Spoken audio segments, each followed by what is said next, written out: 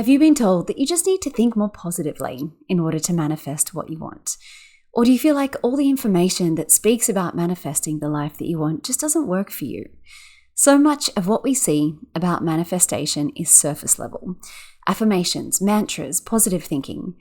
And while these things can help, they don't get to the root cause of why you're not at the place in life that you want to be. On today's episode, we're talking about what manifesting really is and how you can actually get it to work on your fertility journey. Hello, welcome back to the podcast. I love this topic. It is a big one. It's something I get asked about quite a lot. And I received a little message from one of my listeners this week that said, is manifesting about changing your thoughts and thinking positively all the time? Because I do that. And it isn't getting me anywhere. I'm still stuck in this same journey of going around and around and nothing is changing. There is such an emphasis, I think, when we are looking at manifesting from, this perspective of, we just need to think better thoughts. We just need to change the thoughts that we have. And there's a lot of blame when you do it wrong, when you're not manifesting properly or you're not doing it right. And I think that a lot of people end up in this kind of situation where they think, I should have just manifested harder. I should have done it better. I should have tried harder. But what we're going to talk about today is what manifestation really is, how it works. And I want to explain to you that no, you are not doing anything wrong. It is not something that you sit down for 20 minutes at the end of the day and think, okay, I'm going to do my manifesting now. It's your whole life. It is your whole experience. You are manifesting at every second of the day. And I think that is where a lot of the misconceptions comes from. Yes, you can have the vision board and you can have those affirmations and you can put all of those kind of, mantras that you want to remind yourself of up on your bathroom mirror. But the deeper work is at the core of what manifesting is. And that takes a lot more time and energy than just having, a few things that you repeat to yourself every day. So I really hope that this episode helps you understand exactly how it can work within your life. I want to give you an example of how your thoughts and your beliefs create your reality. And I've talked about the placebo effect previously on the podcast. So if this is something that you've heard me speak about before, just bear with me. I want to go through it very quickly because it is an extremely powerful example of how your thoughts and your beliefs manifest your reality. So the placebo effect, when we think about it in terms of, say, a large drug company wants to put a new drug on the market and they have to go through a lot of clinical trials. So what they normally do is they split up these people that are in the trial into 3 groups. One of them gets the drug. The other one doesn't get the drug. And then there's a third group that thinks they're getting the drug, but they're actually just taking, a sugar pill or some saline. And what studies show us time and time again in every study that is put to the test all around the world in different populations, men, women, different ages, it doesn't matter. What we see is that those who think they're receiving the drug get better. And yes, there are varying degrees depending on the study and how it's presented and what the drug is and what they're trying to heal. But how can you explain that apart from the power of your mind, how incredibly powerful it is? If you think that you are taking a drug that's going to make you better, you get better. There is no other way that we can explain that. And I think that is a really tangible way of helping us understand how our thoughts are going to manifest our own realities.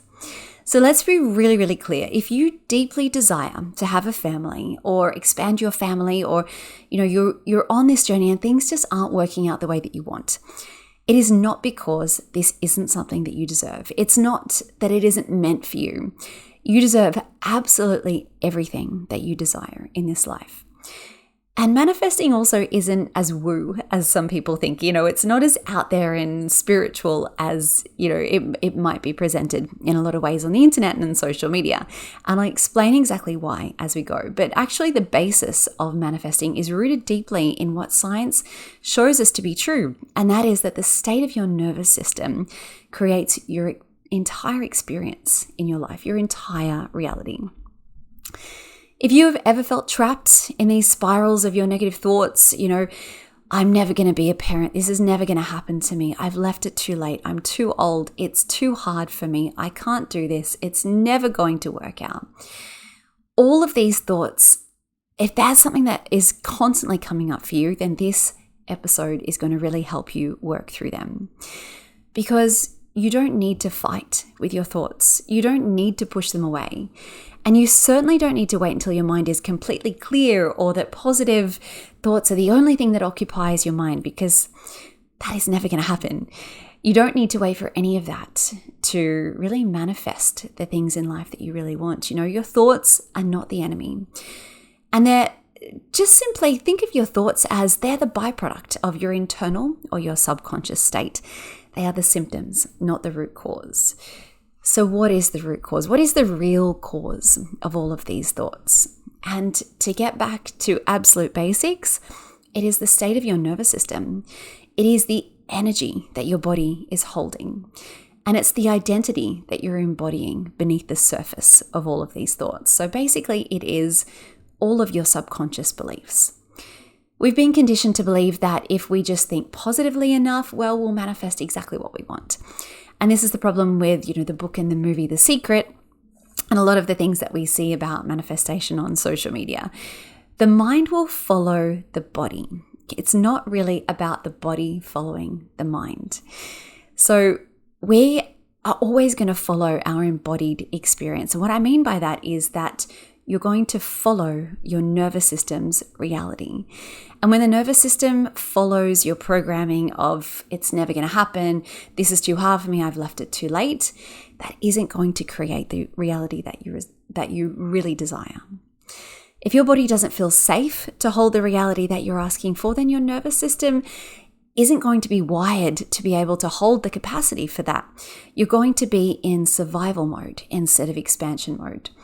So you can do all the affirmations that you want. Like I said, you can push away all those negative thoughts and you can focus on something else and choose different thoughts. But if your body doesn't feel safe to move into this new reality that you're trying to create, nothing will change.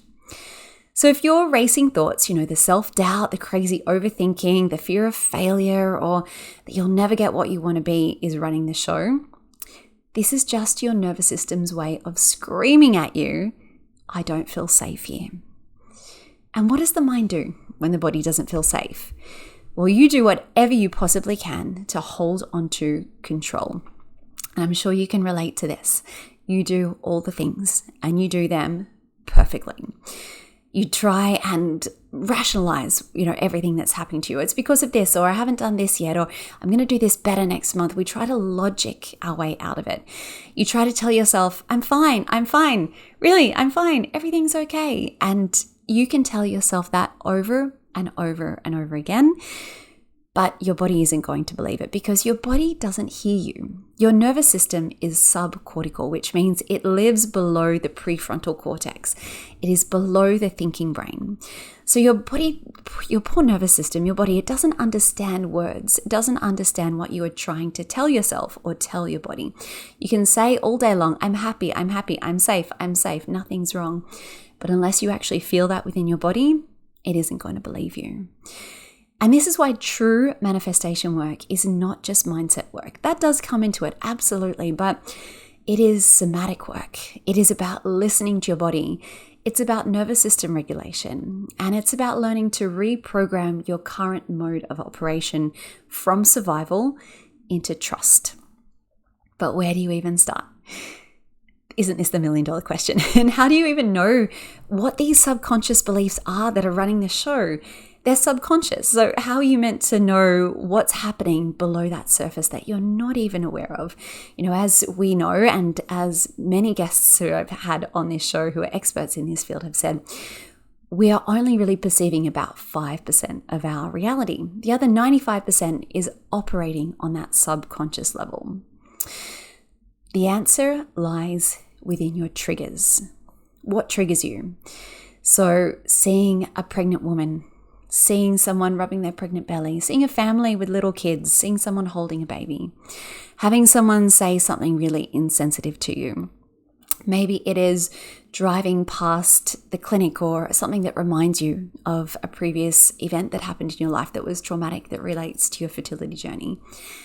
All of your triggers, everything that upsets you, that immediately puts you into this survival mode, these are your answers. These are these little gold nuggets that we need to start listening to. Because a pregnant person is not dangerous. So when you look at a pregnant person, you are automatically triggered and you go into survival mode, you go into fight or flight. It's not because that person is inherently dangerous. So why do you react this way? Your nervous system has this incredible part to it called neuroception. And that means that it is constantly looking for cues of safety or danger throughout every moment of every day. So you'll look to things that have happened in your environment. So what does a pregnant person remind you of? That reminds you of, well, last month I wasn't pregnant and I went into such a dark spiral. It affected my relationship, my ability to focus and concentrate and go to work. It affected my friendships and my ability to connect with people that have been in my life. And that really sent me into a dark place. So then your nervous system says, okay, well, that pregnant person isn't safe. And that triggers your nervous system to come into this survival mode. So what do we do about it? When you're triggered, I want you to try and instead of pushing this feeling away, which is hard to do because these are going to be your answers, your subconscious beliefs lie within your triggers. You need to get to know what upsets you, and only then can you start to get to the bottom of why you're not manifesting what you want. Now, I am not saying at all that you will 100% of the time not be triggered. Doing this kind of work doesn't mean that your triggers get eliminated, but they will help you get to a place of acceptance. And there is a big, big difference between acceptance and that's completely fine. You're always going to think, well, I don't really want to go to that baby shower. I don't want that person to announce that they're pregnant. I just know that it's going to hurt me and upset me. And instead of being completely triggered by that experience, instead, you can come to that place of acceptance. The fastest way to shift out of negative thoughts and negative thought spirals isn't to force yourself to think differently. It is to feel differently, to be different in that moment. It's all about becoming that version of you that holds that energy of, I can handle this. I'm safe here. I feel supported. And this isn't a reason for my nervous system to go into that survival mode. So when your nervous system trusts you, your mind stops screaming. And when your mind stops screaming, your whole body and your whole energy shifts. It softens.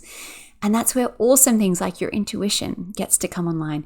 Your body gets to be heard. And suddenly the path forward, it just feels so much easier. These little next steps start to get revealed to you. So what I want you to do, the next time that you are triggered and that your thoughts start spiraling, I want you to do this. Make a note of what triggered you. And maybe it's as simple as you have a little list in your notes app in your phone. If you have a journal and you like to write things down, that's a really wonderful way to do it. But for ease and convenience, you can use your phone as well. So make a note of what triggered you. Was it the pregnant woman? Was it someone saying something insensitive? You just need to go on a holiday. Just adopt, just relax. All of the things that we often hear. What is the emotion that comes up when you are triggered? Is it fear? Is it anger? Is it sadness? Just feel that emotion and know that there is no judgment attached to it. It is what it is. See what comes up and write down that emotion. The next part starts to get a little bit trickier. And if this isn't something that is a part of your normal routine, somatic work is new to you, this is where it might take a little bit of practice. But when you feel that emotion, where do you feel it within your body? Is it in your chest? Is it in your throat? Do you feel heaviness in your head? And how is that emotion in your body affecting you? How does it feel? Is it heaviness? Is it that sort of crushing weight? Is it pain? Is it nausea? Start to get in touch with all of those emotions and how they show up physically within your body. And instead of asking yourself, how do I get rid of these thoughts in that current moment? I want you to ask yourself instead, where am I not feeling safe? And your body will tell you this. So for example, if I think about something really triggering, depending what it is, I tend to get this constriction in my throat. My throat feels really tight, almost like I have to cough or clear my throat a little bit. And that's where I'm not feeling safe. And that's what my body is telling me that there is a problem. So what can you do in that moment? I want you to breathe into this space. And maybe you can't do it in the exact moment. If you are in a meeting at work and you are triggered by something that someone has said, you probably can't go into a moment of, all right, I need to take a step back. I need to breathe. I need to think about this. But you can take that feeling of being triggered with you. And when you have a moment, here is where you can start to unpack some of those things. So if it is your chest, put your hands on that space. Breathe into that space. Really anchor into the present moment and ground yourself back into your body. There are several ways that you can do this. So you can then find a place of safety within your body. I tend to find that my hands feel quite safe. So if I put my hands over those places of my body that feel really tight or really constricted or really triggered, I find that putting my hands over them tends to bring that feeling of safety back into my body. But for you, it might be that you feel safety in your belly, maybe in your head, in your arms, in your legs. It can be anywhere. And I want you to really breathe into that feeling of safety, that area that feels really good within your body instead. Another way that you can anchor into safety in your body is to go through your 5 senses. And this is a really wonderful way to get you into the present. So what can I see? What can I hear? What can I touch? What can I smell? Are there any tastes that I can hold within my mouth? Going through your 5 senses literally means that you can't be in the present. You can't be in the past or in the future. You can only be in the present. Touch is a really wonderful way, again, of anchoring yourself to that moment, like I said. So maybe it is using your hands, maybe even just rubbing your hands together, placing your hands on different parts of your body. Touch is a really wonderful way to remind you that you are safe in that present moment. So this is how we create change when you are triggered. So catching those triggers and how they show up physically within your body is incredibly important. But to really rewire these subconscious beliefs. So it's one thing to catch them and notice that they're there, but it is another thing to start to unravel them and to loosen and sort of change their grip that they have on you. So here's where we need to go a little bit deeper, and we need to know where these thoughts originated, and we need to give your body a chance to let them go. I need to point out that this isn't fun work, this deep work, and I think truly this is the deep self-care work that we all need to do. And self-care isn't just about going for the massages and the bubble baths and, allowing time to read a book. All those things are really, really important. But to me, true self-care is about going deeper and giving yourself the freedom from these beliefs that have been running the show. So how do we do this? This is something I want you to go really slowly in, and maybe doing all of this on one day is too much for you. So you might want to break it up into parts.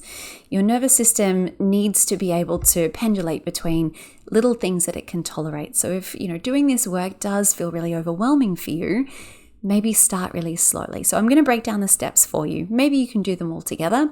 Maybe you need to do them a day at a time. The first thing you need to do is write out all of your deepest fears and beliefs. So for example, write it as the first person. I'm never going to have a baby. Or maybe it is, I'm too old to have a baby. I don't think it's ever going to happen for me. If I get pregnant again, I'm just going to miscarry. If I get pregnant, I'm just going to lose the baby. Get really, really deep. Go through all of your greatest fears, and they can be sort of surface level. They can be really deeply rooted. I want you just to get them all down on paper. And then you're going to choose one. You're going to choose one of those fears, maybe the one that, if you feel like you have capacity, really triggers you the most. If that doesn't feel possible for you, then choose one that perhaps isn't quite so emotionally charged. You're going to take a new piece of paper and you're going to write down at the top of that page what that fear or belief is. And then I want you to just take a moment to really get yourself into a state of calm, because this work isn't something you can do from a place of dysregulation. We need to be rooted in that sense of safety, our nervous system needs to come into a state of regulation in order to unravel what you're thinking and what you're holding deeply within. So maybe you take a few moments to meditate.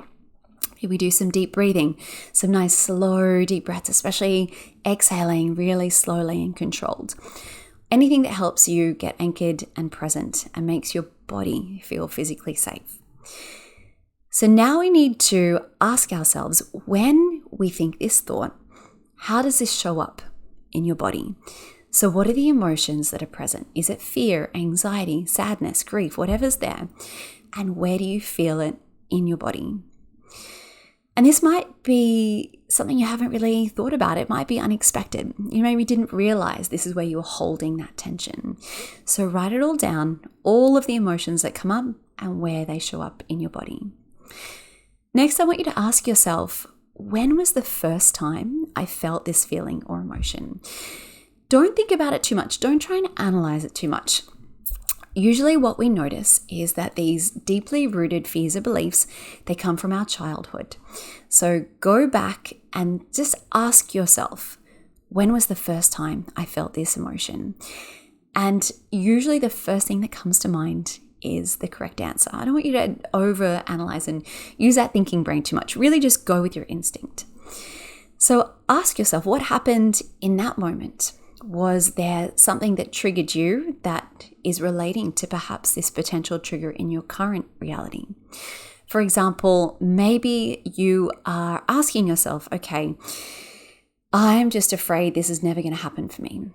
And the emotion that comes up is predominantly fear. And when was the first time I felt that fear? Maybe you're reminded of a situation at school when you were young. Maybe everyone got invited to a party and you didn't. All of your friends got invited to this wonderful party and you were completely left out. You felt so left out. And there is a lot of fear that comes along with that feeling of being left out, because community and connection is something that is essential to our survival. Many hundreds, thousands of years ago, if we were left out of the social glue, we literally wouldn't be able to survive. We needed other people. So we are hardwired to need that community and that connection. So feeling this way with friends and others now is a sign that perhaps those really base needs of community were compromised in the past. So you were triggered. And now when you put that into your current reality, you think, oh, I'm so scared I'm never going to have a baby. Well, maybe that goes back to all of my friends have had a baby and I don't feel connected to them anymore. I feel like I'm completely left behind.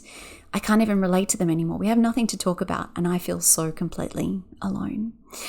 Really getting to the bottom of where these triggers are coming from is going to be essential for unraveling and unpacking them. And you know, I wish I could do this work for you.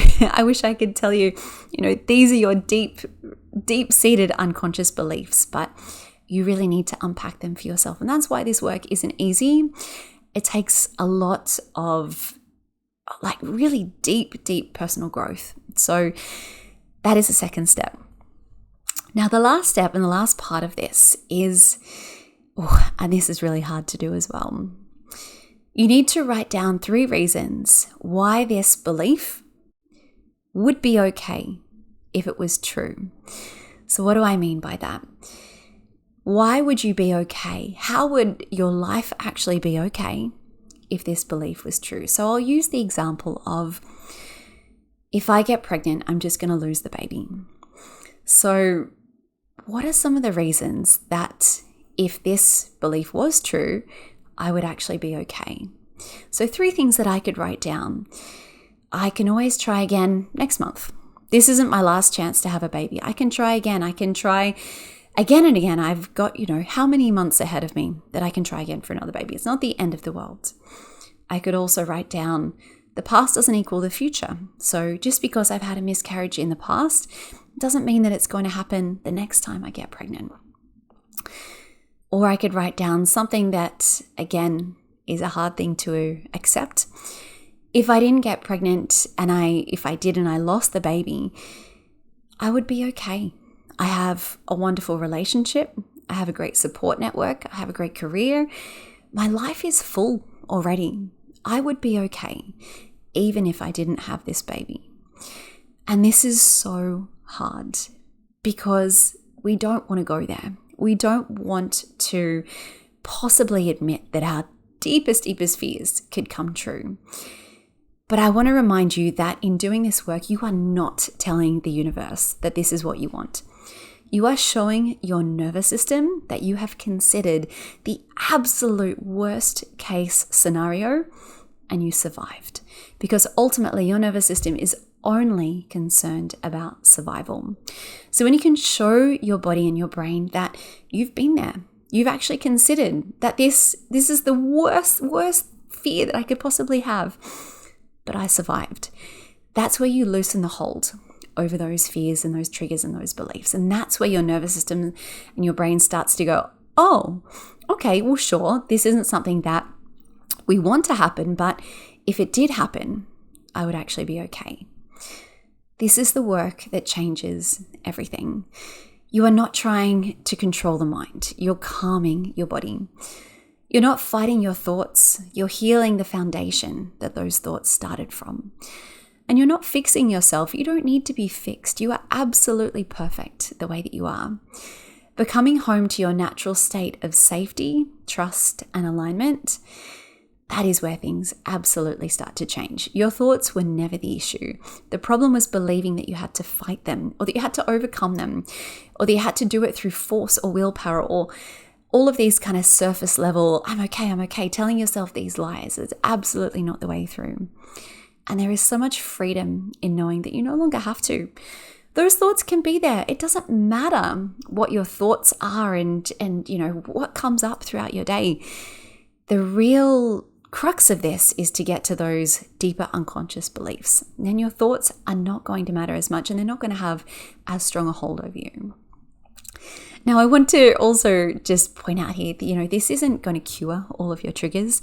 You're not going to float through life no longer being triggered and, oh, there's a pregnant person and, oh, there's someone telling me they fell pregnant by accident with twins. And, things are still going to trigger you. I don't want you for a moment to think that, all of a sudden you're going to go about your day just happy as Larry. But what I can promise you is that your physical reaction to these triggers is going to lessen. The nervous system's survival response is going to lessen. It's not going to kick in so often. You won't produce so much cortisol and have all of those horrible feelings that come with that constant state of hypervigilance, of fight or flight or freeze. Now, the next step here is to embody the life that you want. And this is what we're going to be speaking about on the next episode. This is all about healing that heart and womb connection while you're trying to conceive. And what does this mean? And how does it connect you more deeply to your own body and trusting your body? And I think ultimately trusting and knowing that what you want is on its way. So I can't wait to have you back for that episode next week. Like I always want to mention, if you have a question for the podcast, for me, you can always email me or reach out to me on socials. But I also have a link that you can click on down in the show notes below where you can send me a voice note. If you have a question, you want to suggest a topic for the podcast or a guest, I would love to hear from you. If you have 30 seconds, please leave me a quick written review. If you're listening to this on the podcast, you can click on a star rating and just leave a few words there. If you are watching this on YouTube, then I would love for you just to subscribe, follow the show, leave me a comment below. Anything that helps us to get all of this information out to more people is exactly what I want for this show. So thank you for being here.